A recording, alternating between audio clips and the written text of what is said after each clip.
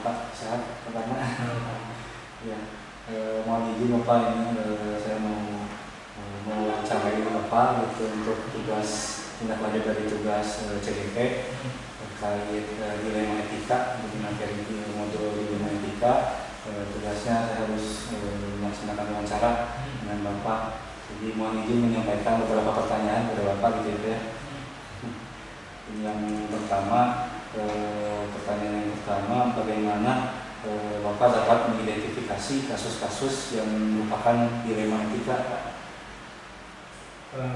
Ya, pertanyaan kaitan dengan identifikasi kasus-kasus di dilema etika ya. Itu ada beberapa hal yang harus diidentifikasi.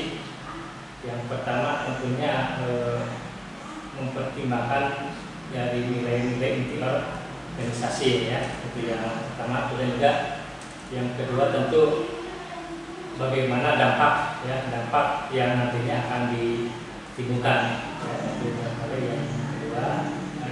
Kemudian yang ketiga juga mungkin sejauh mana melibatkan dengan berbagai pihak ya. Itu mungkin kaitannya dengan identifikasi yang kaitannya dengan dilema etika. Iya, jadi nilai-nilainya, kemudian dampaknya juga pihak yang terlibat ya pastinya. Kemudian pertanyaan selanjutnya Pak, kira-kira kalau boleh kasusnya ini tentang apa gitu ya, terkait dengan apa, kemudian bagaimana Bapak mengambil keputusan terkait kasus tersebut, di mana misalnya ada kepentingan yang sama-sama benar gitu ya, dari kasus tersebut. Mungkin untuk contoh kaitannya dengan dilema yang dihadapi oleh SMK Negeri Cilebar, yang mungkin ini juga jadi dilema bagi semua sekolah ya, terutama sekolah-sekolah yang ada di Karawang, karena kalau di Karawang ini memang kaitannya dengan, terutama kaitannya dengan media ya, media yang ada di Karawang ini itu bisa dibilang sangat banyak ya, media ataupun juga LSM ataupun yang lainnya. Itu barangkali ya yang kasus yang menjadi dilema di SMK Negeri Cilebar, karena yang jelas mungkin kadang-kadang yang namanya media itu kadang-kadang datang ke sekolah itu tentu mempunyai maksud ataupun tujuan, ada keinginan, walaupun juga mungkin sebenarnya kalau sepintas yang namanya media sebenarnya kedatangan ke sekolah itu tidak jadi masalah ya. Jadi yang jadi masalah itu kalau memang kadang-kadang media itu artinya ya mengorek-ngorek ataupun ngorekan kesalahan sekolah. Itu yang jadi dilema kan. Kalau sudah seperti itu, yang namanya sekolah ataupun juga yang namanya kepala sekolah tentu tidak luput dari ya kesalahan lah, karena kepala sekolah juga bukan malaikat ya tentunya kadang-kadang juga menghadapi seperti itu ya otomatis ya kadang-kadang kita jadi bagaimana cara menanggapinya kan ya. Itu kadang-kadang kalau ada hal seperti itu, tapi tentu untuk SMK Negeri Cilebar tidak terlalu bermasalah ya, karena memang SMK Negeri Cilebar juga kondisinya juga memang justru harus banyak didukung ya oleh banyak pihak. Karena SMK Negeri Cilebar juga merupakan SMK yang sangat kecil, artinya tentu kalau kadang-kadang si wartawan itu merasa ngorek-ngorek dan memang punya tujuan tertentu, intinya padahal ya intinya mempunyai tujuan tertentu itu biasanya ke finansial, karena ke finansial mereka mengharapkan ada timbal balik dengan mengorek-ngorek itu, mungkin pihak sekolah bisa istilahnya bisa menutupinya dengan finansial itu. Cuma mungkin kan kita punya alasan yang kuat, karena kita juga punya keterbatasan dana ya, dana yang dikelola, karena kita hanya mengandalkan dana yang dikelola itu ya hanya dari BOS ataupun juga dari BPD. Tapi yang jelas mungkin kita hanya sekedar aja ya, hanya sekedar sebagai transport ataupun juga kopi ya kopi lah itu barangkali itu barangkali Ya, jadi yang diharapkan tuh banyak bantuan dari berbagai pihak, tetapi yang datang malah permintaan gitu, harapan tuntutan gitu dari pihak lain. Nah, mungkin Bapak dari menghadapi dilema tersebut, kira-kira langkah-langkah yang biasa dilakukan oleh Bapak biasanya bagaimana, Pak? Ya, tentu ada beberapa langkah pada umumnya untuk menghadapi dilema yang dihadapi itu. Tentu kita harus yang pertama mungkin identifikasi ya, identifikasi permasalahan, kemudian mungkin nanti sejauh mana identifikasi masalah itu nantinya bagaimana nantinya baik buruknya ke sekolah ya, artinya pengaruh ke sekolah ya kan. Iya. Kemudian juga mungkin nanti kira-kira siapa saja sih yang perlu dilibatkan ya, atau perlu diajak diskusi atau kenapa, itu barangkali ya langkah-langkahnya. Kalau setelah itu mungkin kira-kira ya alternatif yang nantinya menjadi acuan, artinya alternatif pemecahan masalahnya kira-kira apa ya. Kalau sudah alternatif ini, baru mungkin kita bisa kemudian juga dilandasi dengan berbagai pandangan, misalkan dari rekan-rekan kita juga, dari masukan dari wakil atau kenapa, ya, tergantung tadi ya, tergantung dari dilemanya, masukan-masukan tadi, baru mungkin nanti diberikan keputusan ya, atas nama sekolah tentunya, itu barangkali ya. Jadi dari segi kita analisis gitu ya, kayak identifikasi dulu, terus kira-kira dampak ke sekolahnya kalau misalnya melakukan tindakan A mungkin apa gitu ya, kalau tindakan B nanti dampaknya apakah positif atau negatif gitu ya. Harus dipikirkan juga. Nah, tadi terima masukan gitu ya, masukan dari rekan atau dari wakil dan sebagainya. Nah, kira-kira menurut Bapak yang paling efektif itu langkah yang mana gitu Pak, atau hal apa gitu yang efektif dalam membuat keputusan gitu. Nah, ini nih yang menjadi keputusan gitu.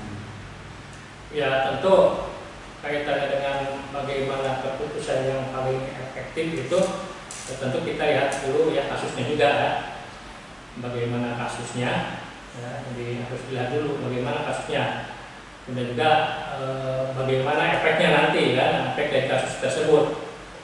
Kalau memang seandainya kasus itu bisa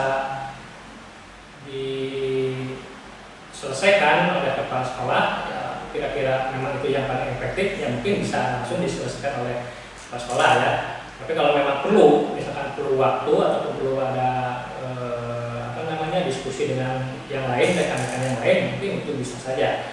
Jadi misalkan ada perlu waktu juga, itu bisa juga hal yang lebih efektif lah. Yang jelas mungkin tergantung dari masalahnya ya, itu barangkali. Ya, berarti kalau melihat dari masalahnya bisa diambil cepat gitu ya, keputusannya kayak bisa jadi misalnya perlu waktu dulu nih, perlu masukan dulu gitu ya. Nah, selanjutnya Pak, kira-kira yang merupakan tantangan dalam pengambilan keputusan kira-kira apa sih Pak, dalam keputusan dilema gitu? Tantangan untuk pengambilan keputusan kaitan dengan dilema ini, ya tentu banyak sekali tantangan-tantangan yang dihadapi ya, karena tentu itu juga kaitannya dengan keberlangsungan organisasi ya. Organisasi sekolah bagaimana ke depannya, tantangan ke depannya nih bagaimana kalau ada kasus seperti ini kan. Kemudian juga kaitannya dengan mungkin waktu yang harus diselesaikan, karena itu juga jadi tantangan kalau memang waktunya harus diselesaikan itu harus singkat, kemudian juga kita harus cepat mengambil keputusan. Yang tidak mau itu juga menjadi tantangan, itu juga harus misalkan ya harus gerak cepat, misalkan itu juga ya bisa jadi tantangan. Itu barangkali ya tantangan yang selama ini dihadapi. Bahwa pengambilan keputusannya harus sesegera mungkin gitu ya. Itu yang menjadi tantangan. Baik Pak, selanjutnya Pak, untuk pertanyaan selanjutnya, biasanya untuk Bapak dalam menyelesaikan permasalahan ini condongnya lebih langsung di tempat, langsung cepat gitu, atau misalnya perlu waktu dulu? Apa perlu dijadwalkan dulu lah nanti untuk menyelesaikan masalahnya? Ya itu juga sama. Pemecahan masalah dilema ini tergantung juga dengan masalahnya kan. Kalau memang masalahnya harus diselesaikan segera, ya mungkin pada saat itu juga harus diselesaikan. Tapi kalau memang kita harus kita buat misalkan diskusi dengan rekan-rekan untuk pengambilan keputusan gitu. Jadi tidak terikat oleh jadwal lah. Jadi tidak terikat oleh jadwal, tetapi bagaimana dilema yang dihadapi oleh sekolah itu, yang dihadapi sekolah itu gimana ya? Itu barangkali ya. Jadi nggak bisa ini kayak misal semua keputusan harus diambil cepat, atau misal semua keputusan harus hati-hati dulu. Kita juga harus melihat terutama ya dampaknya lah. Dampaknya karena memang yang namanya keputusan kaitannya dengan dilema ini kan nanti juga berpengaruh terhadap sekolah, berarti kita juga harus tidak bisa terburu-buru juga. Tapi memang ada kalanya misalkan keputusan juga harus bisa dilakukan secara cepat. Tapi ada kalanya juga mungkin harus didiskusikan dulu, itu barangkali. Tapi yang sekiranya bisa didiskusikan dulu, ya mungkin didiskusikan dulu. Tapi kalau yang sekiranya harus dibutuhkan secara cepat, ya mungkin harus segera diputuskan itu barangkali. Iya, baik Pak. Untuk selanjutnya, kira-kira ada nggak Pak dalam pengambilan keputusan ini hal-hal atau faktor yang membantu Bapak atau memudahkan pengambilan keputusan? Untuk pengambilan keputusan ya tentu banyak sekali ya faktor-faktor untuk pengambilan keputusan juga. Yang pertama bisa saja kita informasi dari kegiatan dilema ini itu ya, kemudian juga mungkin dari rekan-rekan wakal juga ya, dari rekan-rekan wakal juga mungkin bisa jadi faktor bagaimana keputusan itu diambil ya, atau mungkin ya bisa dari siswa atau bisa dari yang lainnya, itu juga bisa mendukung ya keputusan diambil. Dan juga tentu kaitannya seberapa jauh ya pengaruh daripada dilema ini ke depannya untuk sekolah dan kalian. Mungkin ini yang terakhir Pak, dari semua yang telah disampaikan, pembelajaran apa yang bisa Bapak ambil dari pengalaman Bapak sudah melakukan pengambilan keputusan?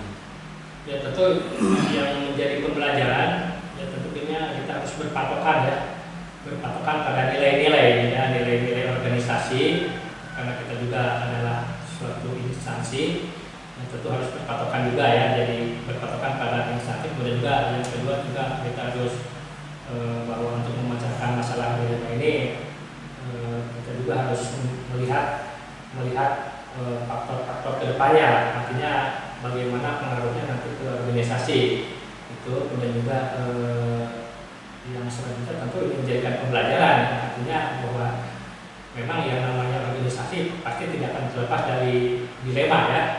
Baik itu dilemanya juga dari internal maupun juga dari eksternal, karena pasti ada kasus-kasus dari internal maupun juga eksternal. Itu barangkali sehingga itu ya bagus jadi pembelajaran juga ke depannya. Walaupun mungkin saya juga istilahnya di sini belum terlalu lama ya, walaupun baru 2 tahun kurang ya, tapi alhamdulillah artinya selama ini kita masih bisa menyelesaikan permasalahan yang ada di sekolah ini. Ya, baik Pak. Jadi bahwa tentunya setiap keputusan itu menjadi kedepannya menjadi perbaikan lagi gitu ya. Keputusan yang diambil harapannya jadi lebih baik lagi dan lebih baik lagi untuk mengambil keputusan. Terima kasih Bapak atas jawaban dan waktu yang sudah diberikan. Semoga materi atau ilmu yang tadi disampaikan oleh Bapak bisa menjadi pembelajaran buat saya untuk kedepannya bagaimana bisa lebih bijak lagi untuk mengambil keputusan. Terima kasih. Ya mudah-mudahan ya panjang juga mungkin ya dengan adanya kegiatan ini ya mungkin bisa jadikan bekal lah, ke depannya. Karena ya tadi kan kaitan dengan calon guru penggerak itu kan diharapkan ke depannya kan mungkin berarti ya jadi sama karena tadi ke depan itu apalagi pas sekolah nanti syaratnya dari awalnya dari calon guru penggerak, yang mudah-mudahan lah dengan pengalaman seperti ini ya bisa bertambah lah ke depannya, itu benar-benar sama-sama. Ada juga banyak mudah-mudahan sukses ya. Terima kasih. Mungkin begitu aja Pak yang sesi untuk wawancara sekarang. Saya ucapkan terima kasih banyak. Pamit Pak. Assalamualaikum warahmatullahi wabarakatuh. Ya, waalaikumsalam. Good luck.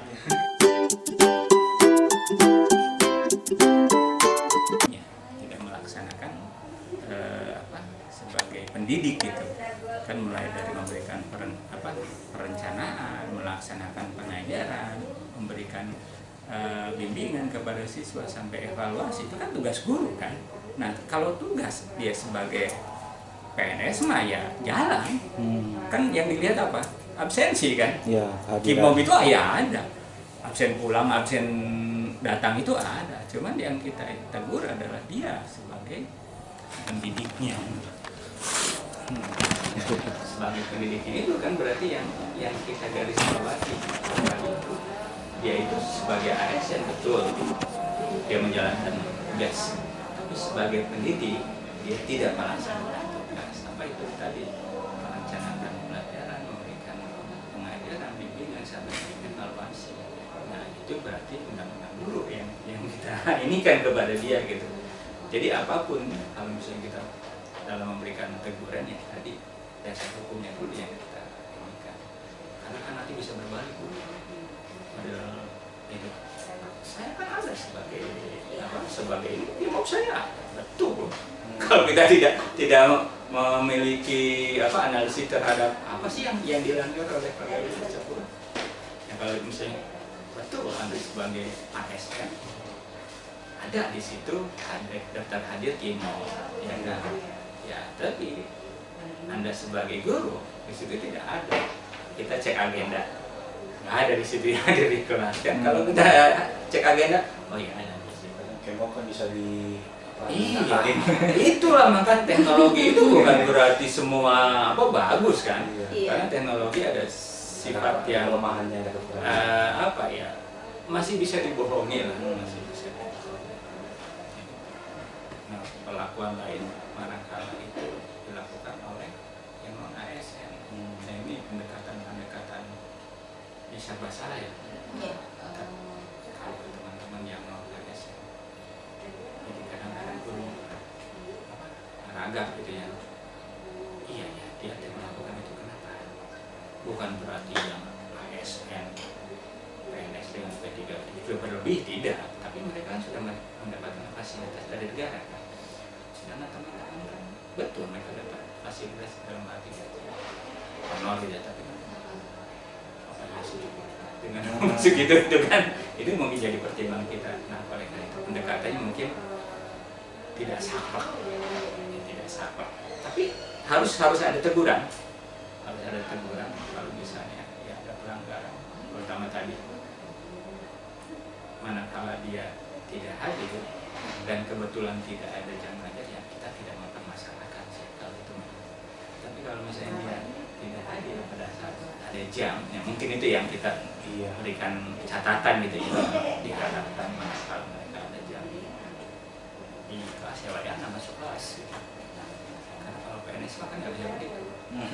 Ada, tidak ada jam ya kehadirannya memang harus ada di sekolah, betul. Nah, itu mungkin pertimbangan yang harus kita lakukan terkait dengan bagaimana kita memanage SDM ya, untuk memberikan hukum atau teguran. Tentang Pak Iwan, dari kasus Pak Iwan yang tadi menceritakan ya, kita kan belajar modul 3.1 itu adanya dilema etika, kebenaran lawan kebenaran, dan wujudan moral itu kan kebenaran lawan kesalahan ya Pak. Jangan, nah kira-kira kasus itu tuh termasuk di mana ya Pak? Saya kalau melihat tadi kalau PNS ya, kalau misalnya PNS itu sudah saklek. Saya kira dari analisis itu keadaan yang memang itu salah lah, benar salah gitu. Sudah ada pada dasar hukumnya, Anda tidak melaksanakan tugas sebagai guru gitu ya, bukan sebagai ASN. ASN tadi mungkin dia secara aturan betul, karena yang dipakai kalau misalnya bukti itu kan dari kehadiran tadi yang digunakan Kimob ya. Meskipun kalau misalnya kalau misalnya tanda tangan manual saya bisa kan balasan seperti itu kan saya, tapi kalau misalnya Kimob itu memang ada gitu. Kecuali memang begini, dia menggunakan aplikasi tertentu sehingga terdeteksi seolah-olah ada ini, agar kita tidak tahu. Itu hanya bisa digali manakala server dibuka. Apakah ini menggunakan aplikasi fake GPS bisa atau bisa enggak? buka Itu kan ya? bisa dibuka kalau di aplikasinya mah, ya, sudah jelas itu. Nah, tapi yang tadi saya kira kalau kepada ASN mungkin saklek ya, artinya ya Anda memang salah. Tapi tadi kalau misalnya kepada teman-teman non ASN ya, pertimbangannya tadi yang saya sampaikan. Kalau saklek mungkin ya kasihan juga ya. Artinya apa? Mereka itu secara penghasilan belum terpenuhi. Makanya mungkin kelonggaran yang kita berikan adalah silakan manfaatkan waktu manakala punya waktu yang uang yang tidak ada di sini. Tapi bukan berarti saya membolehkan mereka ngajegang ya, enggak. Tapi silakan saja, karena secara tidak tertulis juga apa ya, mereka ya tetap urusan keluarga menjadi tanggung jawab. Apalagi kalau bapak-bapak ya, bicara bapak-bapak. Penghasilan tambahan. Penghasilan tambahan, jadi tanggung jawabnya memang. Utamanya. Itu maksud saya kenapa kita harus memberikan tadi. Kadang-kadang hati yang digunakan gitu ya, pendekatan tadi. Betul, kadang-kadang kalau mau saklek bisa saja kan. Anda mana? Saya mana ada ya, tapi kan Anda sebagai pendidik, misalnya kita tekankan seperti Anda harus ada di sini. Itu misalnya, emang dapur saya kalau nggak kumpul bapak nggak tanggung jawab, kan gitu barunya. Iya. Nah itu mungkin mereka seperti itu. Jadi ya. Kira-kira kalau dari tadi langsung ke dasar hukum gitu ya, ke ASN gitu. Nah itu apa dampaknya gimana Pak? Apakah efektif atau gimana gitu? Gini, pertama yang harus dipahami oleh dia sebagai ASN ya, sebagai ASN bahwa ada kewajiban yang melekat. Dia sebagai ASN ada undang-undangnya, undang-undang ASN yang memang berlaku bagi semua tadi apa itu PNS atau P3K melekat di situ. Artinya itu sudah harus menjadi kesadaran penuh. Terlepas dia paham secara utuh atau tidak, artinya itu yang harus menjadi tolok ukur tingkah laku dia. Apakah itu sebagai guru atau mungkin sebagai PTK ya, tenaga kependidikan, sebagai tenaga kependidikan. Kalau memang dia sebagai ASN ya itu juga kan yang berlaku kan. Artinya ada yang apa ya, yang mengatur dia di situ. Jadi kalau 3 hari berturut tanpa keterangannya berarti harus ada teguran. Karena kalau tidak, pimpinan sendiri bahkan lebih besar itu. Contoh saya tidak memberikan teguran kepada pegawai yang melakukan tadi ya pelanggaran. Saya akan ditegur justru lebih besar oleh Kadin misalnya. Itu kenapa? Karena membiarkan. Iya, membiarkan. Jadi dampaknya memang mau tidak mau harus dilakukan. Ya sampai saat ini sih alhamdulillah ya. Dalam artian ya sehari tahun mah dia sadar dengan kesalahan dia bilang, oh iya Pak saya salah, nanti akan berbagi. Ya mungkin tidak berturut-turut lagi, tapi tadi kita juga yang menyadari bahwa dari kalau orang sudah terbiasa ya bukan berarti kita artinya kita harus pandang terus. Yang jelas kalau memang masih ada peluang yang dimanfaatkan, silakan manfaatkan itu. Toh cuti, urusan sakit, urusan keluarga, di luar tanggungan negara itu kan ada fasilitas itu, silakan manfaatkan itu loh. Jadi kita juga bukan hanya memberikan punishment, sodorkan juga solusinya. Ini loh ada solusi yang bisa Anda pakai sebenarnya kalau memang Anda mau ya berkegiatan, tapi saya juga ingin tetap tercatat sebagai ASN ya silakan manfaatkan tadi. Misalnya, Pak, saya itu harus mengurus orang tua saya sakit. Iya. Masa saya harus di sini sedangkan orang tua saya sakit? Nah kan ada opsi lain, silakan cuti untuk keperluan lain gitu kan. Itu kan untuk mengurus orang tua, mengurus istri atau saudara yang sakit itu kan diperbolehkan menggunakan fasilitas. Jadi opsi itu yang kita tawarkan. Jadi tidak saklek Anda melanggar aturan, tapi sodorkan juga solusinya. Ini loh bisa Anda pakai. Pak, saya sakit.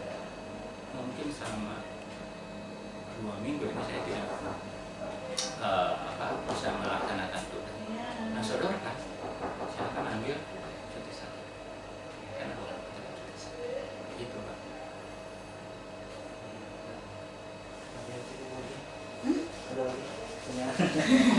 Mungkin ada nggak Pak faktor-faktor atau siapa yang pendukung atau yang mempermudah Bapak dalam mengambil keputusan kasus ini? Biasanya memang saya selalu berkonsultasi dengan tim manajemen. Tim manajemen ada pertama wakil, ya wakil itu konsultasi, kemudian Kasubag BU, kemudian kita ada diskusi terkait dengan permasalahan yang mungkin tadi muncul atau ada. Nah, sehingga teman-teman itu bisa memberikan masukan. Kenapa saya harus mendengarkan informasi dari tim manajemen? Karena mungkin ada yang tidak saya ketahui. Contoh misalnya, kan biasanya mama guru itu kan punya grup yang memang di luar grup utama kan. Nah, mungkin di luar grup utama ini muncul isu-isu yang bisa berkaitan dengan permasalahan yang ada, atau mungkin bisa sebagai sumber tambahan informasi. Nah, saya itu biasanya mendengarkan masukan dari para wakil. Nah, ini sebenarnya begini. Ya mungkin itu tidak saya ketahui gitu, Bu. Dengan ada yang masukan dari wakil, saya jadi paham, oh ya. Sehingga mungkin iya, saya bisa mempertimbangkan solusinya harus seperti apa. Contoh, misalnya ada guru yang mungkin sudah seminggu tidak masuk, tidak ada informasi ke saya, kemudian pokoknya kasusnya tidak ada informasi. Saya kan harus nanya dulu, ini kenapa sih Pak, ini aduannya dari anak-anak tidak pernah masuk kelas. Saya kalau misalnya langsung menegur, bisa saja kan, Pak, Bapak dari informasi yang saya dapatkan tidak pernah masuk kelas. Kalau saya melakukan seperti itu, mungkin orang tersebut akan, dia menyadari mungkin ya, tapi begini, kalau misalnya dia punya masalah justru yang membuat permasalahan itu muncul, berarti seolah saya nggak tahu permasalahan keluarga sendiri gitu. Tapi kalau misalnya saya mendapatkan informasi dari teman, Pak, ini tadi dia sedang punya masalah yang mungkin tidak disampaikan kepada gitu loh, Bu. Sehingga ya mungkin saya berpikir ulang, oh iya, saya harus memberikan tadi bagaimana solusinya supaya saya bisa menegur dia tapi tidak secara langsung memberikan masukan. Ya mungkin kalau ini mas saya bisa ngajak ngobrol gitu ya. Manakala dia tadi mungkin permasalahan sudah reda, saya bisa datang ke ruang saya dia ngobrol.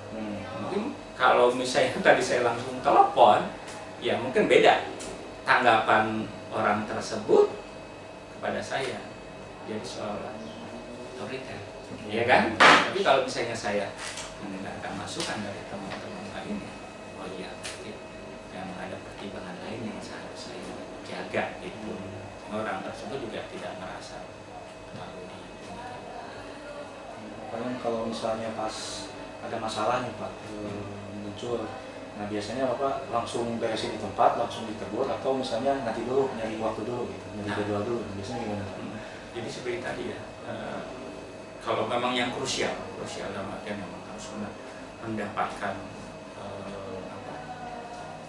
penanganan segera, itu mungkin harus tergantung ininya, tergantung jenis permasalahannya. Yang krusial ya harus segera diinikan.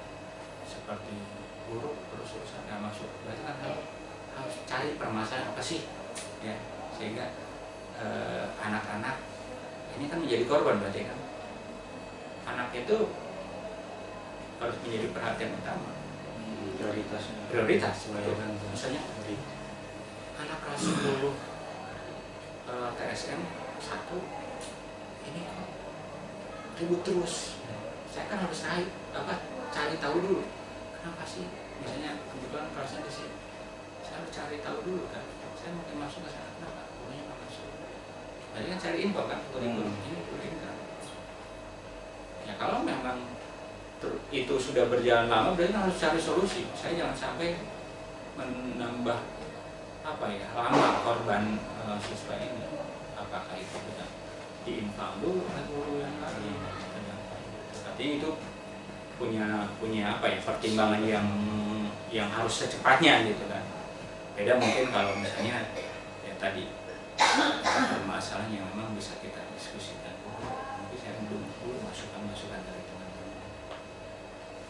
Seperti guru yang memang harus ditegur atau misalnya udah bisa ini lagi harus kita keluarkan, ya mungkin nggak bisa langsung kan tiba-tiba, harus mendapatkan masukan itu dari teman-teman.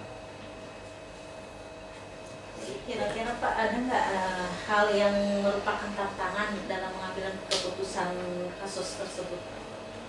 Tantangan itu memang kalau sudah berkaitan dengan hati, ya, contoh Rasa kasihan. itu yang kita pikirkan bukan ke orang yang bersangkutan ya, tapi mungkin orang yang terkait dengan orang yang bersangkutan. Misalnya saya harus memecat atau ya memutuskan bahwa guru ini sudah nggak layak untuk mengajar. Kenapa? Dari segi kapabilitasnya kurang, kehadiran juga kurang. Ya. Sebenarnya mungkin kalau kita berpikir tadi, siswa ini harus diselamatkan gitu kan. Siswa harus diselamatkan, jangan sampai. Tapi mungkin saya juga harus berpikir, bahaya kalau misalnya pertengahan tahun ajaran ganti guru, dia nggak bisa melamar ke sekolah lain yang belum tentu ada. Karena di pertengahan tahun ajaran ada yang menerima guru gitu kan. Tidak semua sekolah ada dan mau gitu kan. Mungkin itu menjadi apa ya, pertimbangan besar gitu ya bagi kita. Kenapa? Karena di sini yang bermain adalah gitu. Empati yang muncul ya Pak. Betul. Jadi yang terbesar itu adalah itu, Bu. Yang terbesar adalah kalau misalnya saklek, asal mulu, sini kecil, berarti nggak doa,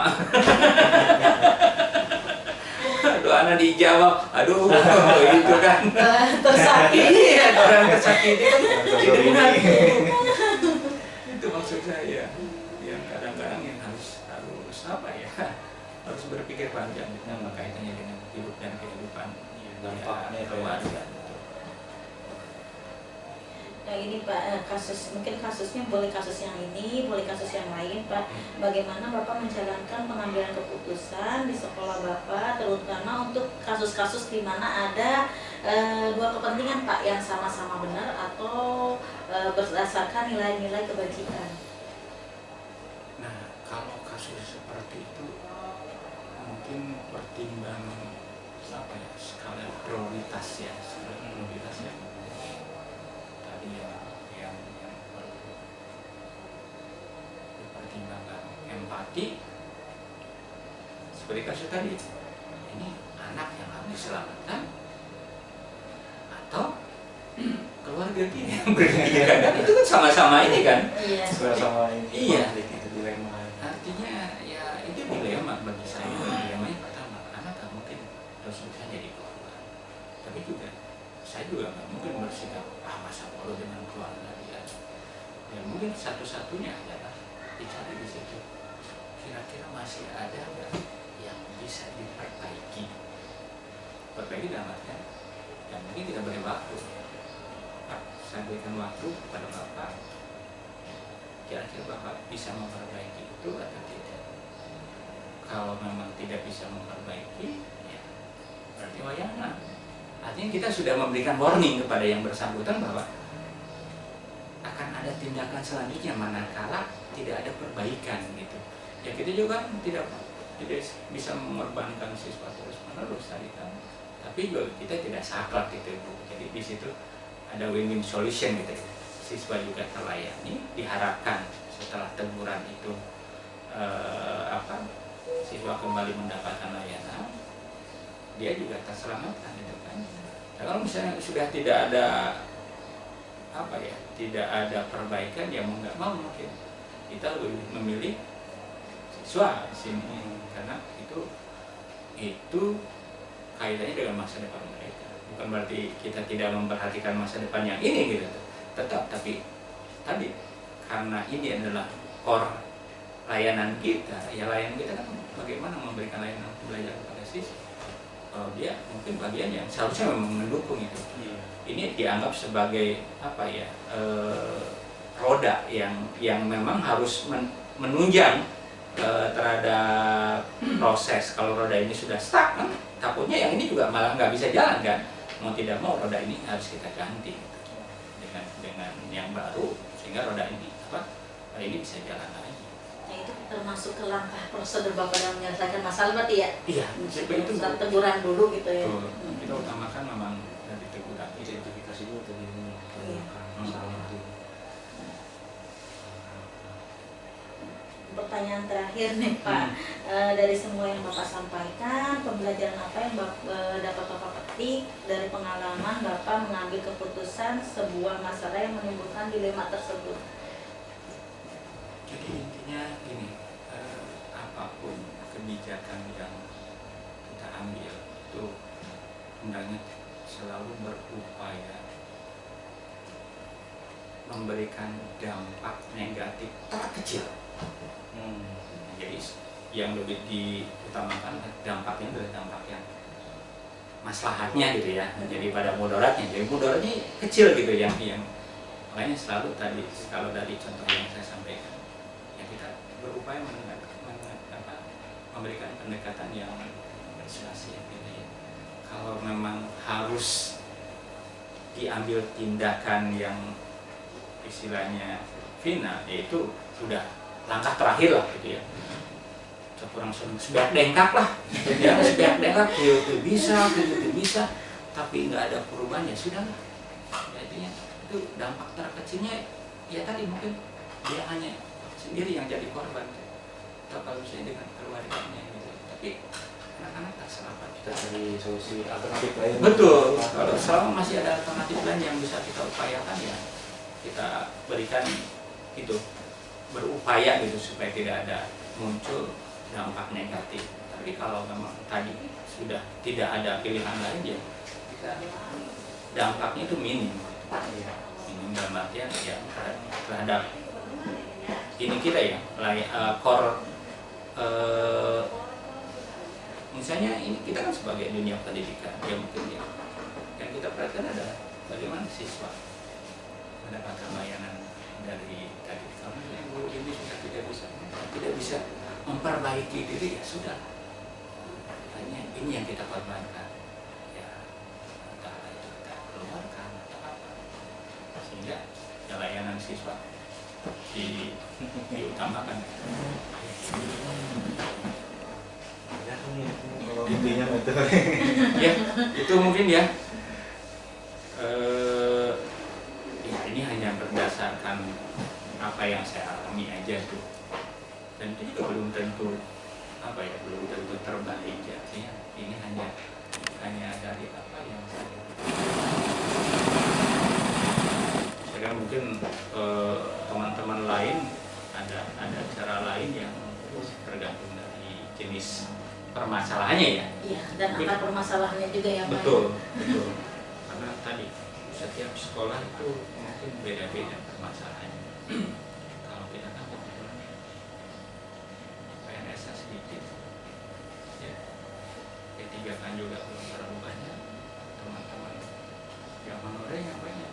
Kalau di sekolah lain yang mungkin sudah banyak PNS-nya dengan P3 kan, permasalahan tadi yang guru honorernya yang mungkin harus ngaji itu mungkin sedikit gitu ya, sedikit kan, karena sudah terlayani dengan.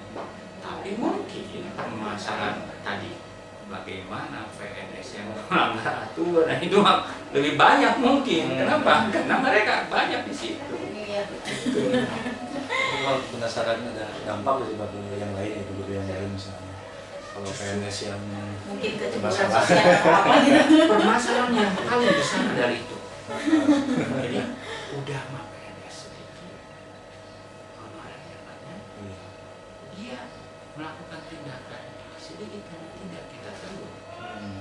resikonya besar. Hmm. Selalu menjadi komparasi. Iya, jadi alasan.